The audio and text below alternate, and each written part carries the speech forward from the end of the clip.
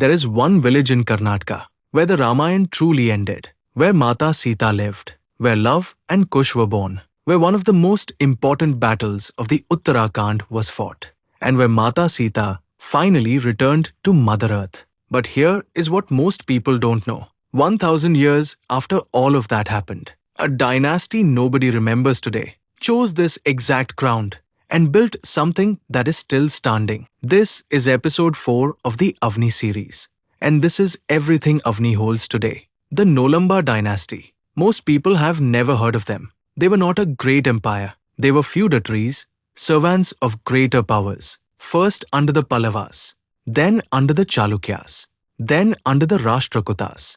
Small kings, regional rulers, but deeply devoted to Lord Shiva.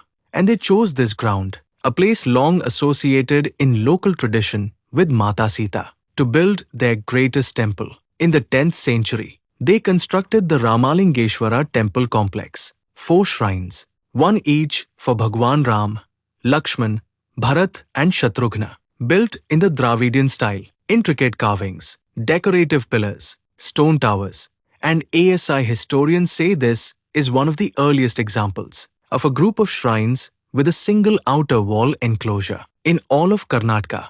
Historically significant, architecturally extraordinary, built by a dynasty nobody remembers, on ground deeply connected in local tradition with Mata Sita.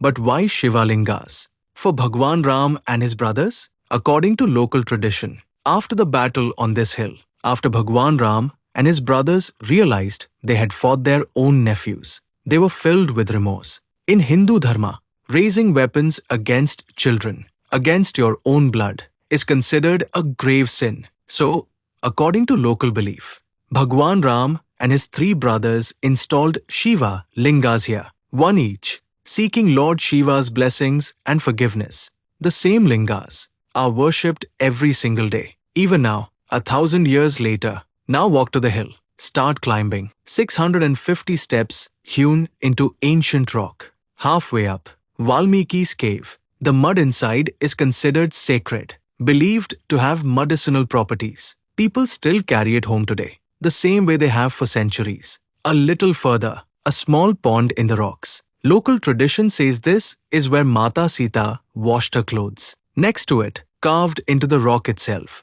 what appears to be an ancient lampstand, a diya holder, cut from the same stone as the hill. Still there, still visible, never removed. Continue climbing. The rock hollows. Sita's kitchen. Each hollow produces a distinct metallic sound when tapped. A kitchen carved in stone, still ringing after centuries. Further up, the massive boulder, Urulu Bande.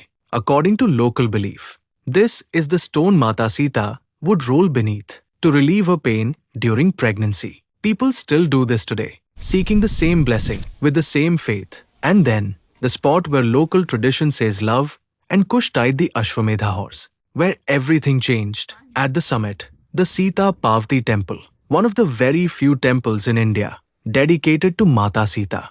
The deity of Parvati inside is believed to be self-manifested. Local tradition believes Mata Sita worshipped this form of Parvati during her years of exile on this hill, just below the deity. Local tradition identifies this as the place where Mata Sita returned to Mother Earth. And that's when something beautiful comes full circle.